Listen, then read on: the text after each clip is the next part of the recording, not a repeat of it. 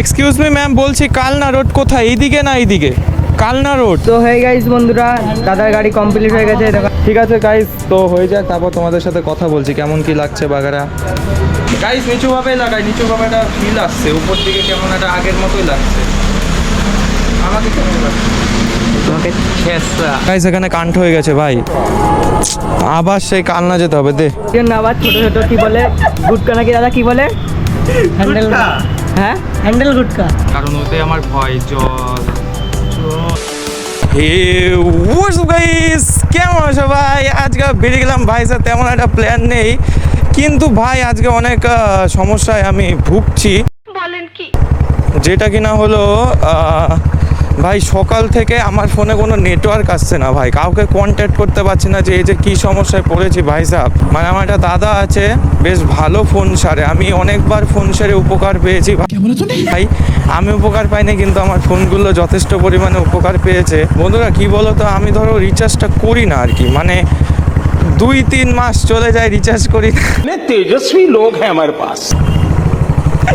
সবাইকে online call করি, WhatsApp call করি, এইসব চলতেই থাকে। এবার অনেক দিন হয়ে গেছে, আমি বলছি কী ব্যাপার, সিম আমার বন্ধ করে দিল নাকি 2-3 মাস। এবার কালকে রাত্রেবেলায় আবার রিচার্জ করেছি, তারপরেও দেখি টাওয়ার আসে। আমি বললাম গেল, টাকাও জলে, সিমও জলে, সব জলে। এখন দেখি না, কেস তো অন্যরকম। তারপর মার ফোনে সিমটা ভরলাম, মার ফোনে ভরে দেখি ঠিক আসছে, টাওয়ার মাওয়ার সব কল ফল যাচ্ছে। তারপর ভাবলাম যা, ফোনই মনে হয় গেছে। গাইস অ্যাকচুয়ালি বিষয়টা তেমন নয়, বিষয়টা হচ্ছে এতদিন আমি টাওয়ার পেতাম না, এখন আমার ফোনও টাওয়ার না পাওয়া শুরু করে দিয়েছে। ই মা, এখানে কিভাবে যায় লোকজন? কাদা ভাই, আরে বাড়া, আরে ভাই গাড়ি মারি স্লিপ কাটছে তো। আচ্ছা বলছি নিমুদা, আমার টাওয়ার চলে গেছে।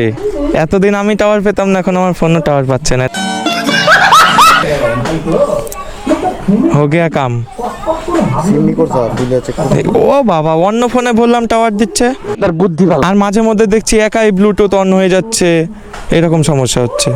ওয়াইফাই ঠিকভাবে টানতে পারছে না।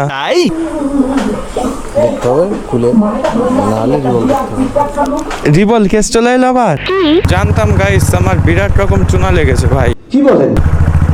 বুঝেছিলাম, কারণ বিশ্বাস করবে না, আজ থেকে এই সব শুনলেই না আমার মুডটা একবারে অফ হয়ে যায়, বিরাট রকম খারাপ লাগে ভাই সাহেব, সত্যি বলছি ভাই। বছর খানেকও হয়নি, এই 8-9 মাস আগে রিভল করেছিলাম, 2600 টাকা নিয়েছিল। বললো মাদারবোর্ড চেঞ্জ করতে হবে, একটা ডেড রিস্ক নাও। ফোনের একটা ডেড রিস্ক নিয়েছিলাম, যে ফোন বলে নষ্ট হলে একবারে হয়ে যাবে, ঠিক হলে হবে, ব্যাস। ডেড রিস্ক নিয়ে 2600 টাকা দিয়ে আমি ঠিক করার দিকে ছুটলাম। ফোনও ঠিক হলো, মনও খুশি হলো। এই 7-8 মাস যেতে না যেতে আবার এই কাহিনী। এইবার যদি দেখি গাইস এই রিভল কেস চলে এসছে না, আমি একদম ফোন আর কোনো ঠিক করার আমার চান্সই নেই ভাই স্যার। আমি ফোন ঠিক করব না ভাই, ফোন ফেলে ছুঁয়ে দেবো তো? ফোন মনে দরকার আছে নাকি? পৃথিবীতে চলতে গেলে মেয়ে দরকার, ফোনের কোনো দরকার নাই। জাস্ট কিডিং গাইস, পৃথিবীতে চলতে গেলে টাকার দরকার, টাকা থাকলেই মেয়ে আসবে, মেয়ে থাকলে টাকা আরো যাবে। বলো তো কি, একটা কথা ধরে না মন খারাপ করে বসে থাকলে হয় না। যদি একটা জিনিস নিয়ে মন খারাপ করে বসে থাকি, বাকি 100 জিনিস যদি ভালো আসে না, সেগুলোও খারাপ হয়ে যাবে। সেটা একটু ব্যাখ্যা করবে?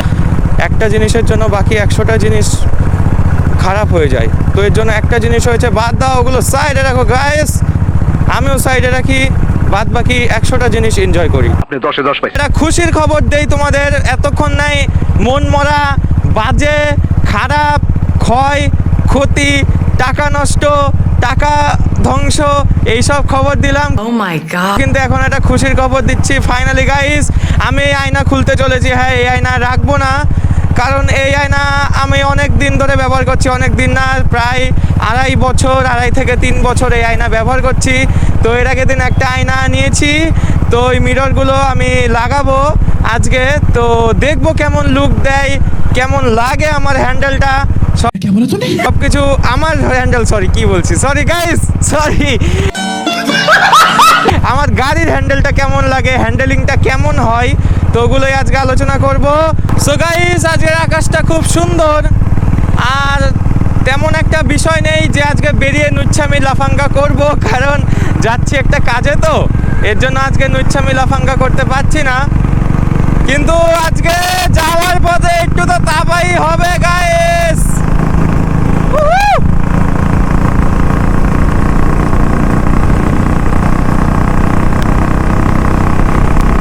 সেই মজা।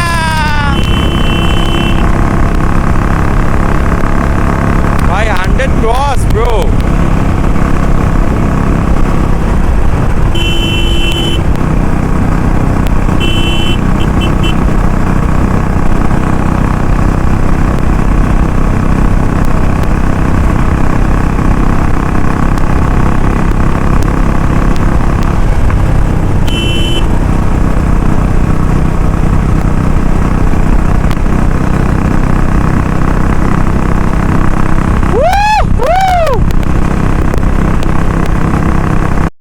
এই গাড়ি মডেল চেঞ্জ হলো কেন?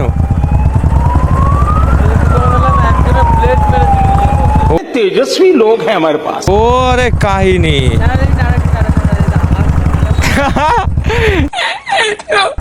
যাও।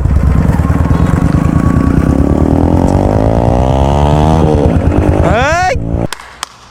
যে কথা ভেতরে নিতে হবে, বোতটা মারি এলাম তো দেখালে তো আরেকবার মারি এলাম। হেভি ডায়লগ শালা। আর দিয়ে আমার শিখি যাবে। এই শিখে গেলে সমস্যা আবার। এই এই এই এই এই এই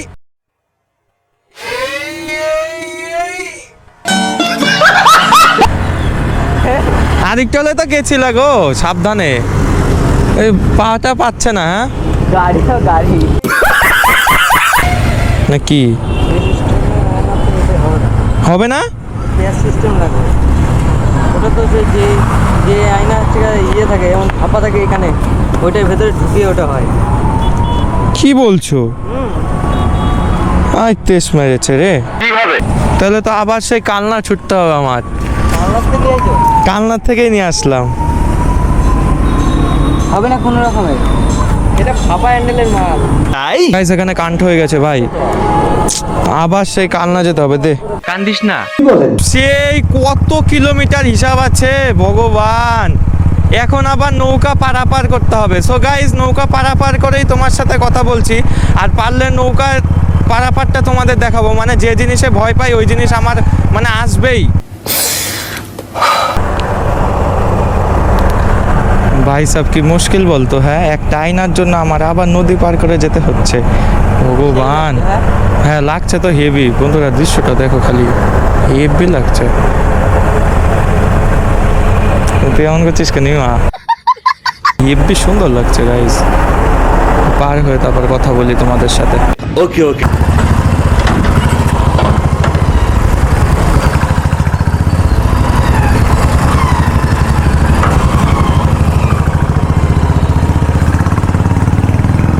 তো গাইস ঘাট পার হয়ে গেছি, ভোলে বাবার নাম করে নম নম করে একটা রিস্ক নিয়ে, জীবনের সর্বোচ্চ রিস্ক নিয়ে, লাইফ রিস্ক নিয়ে ঘাট পার হয়ে গেছি।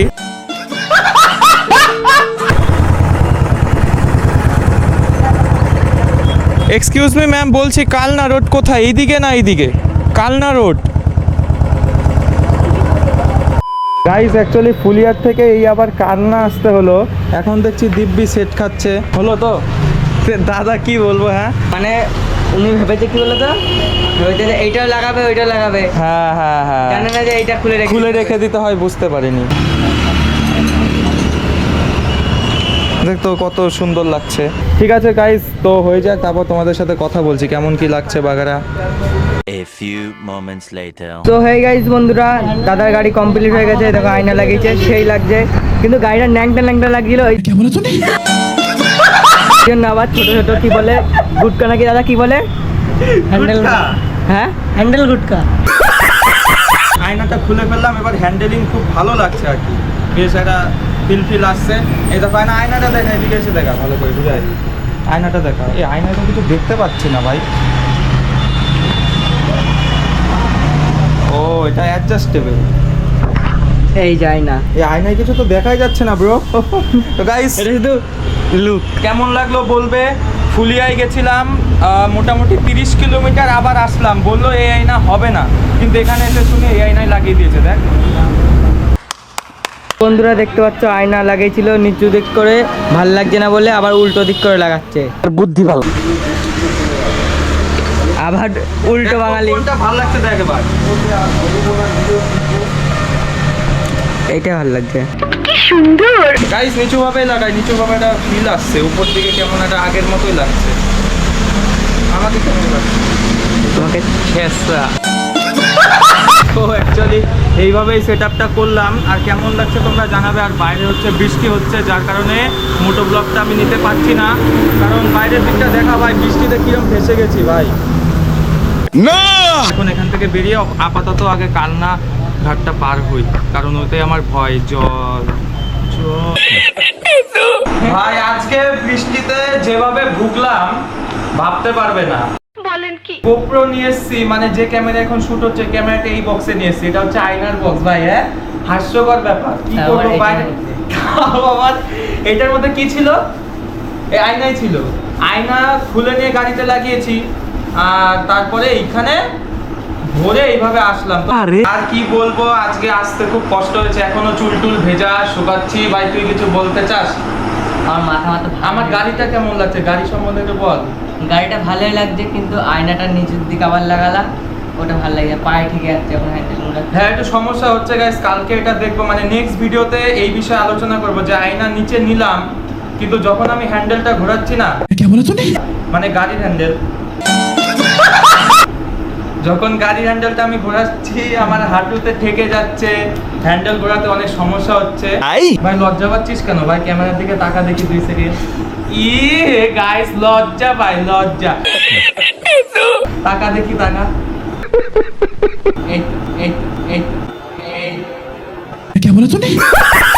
তোমরা শুধু আমাদের একটু পাশে থাকবে, আমাদের ভালোবাসবে, ভালোবাসা ছাড়া তোমাদের কাছে কিছুই চাওয়ার নেই, শুধু এইভাবে একটুখানি ভালোবেসে যাবে। তো এইটুকু সাপোর্ট করার জন্য অসংখ্য ধন্যবাদ বন্ধুরা।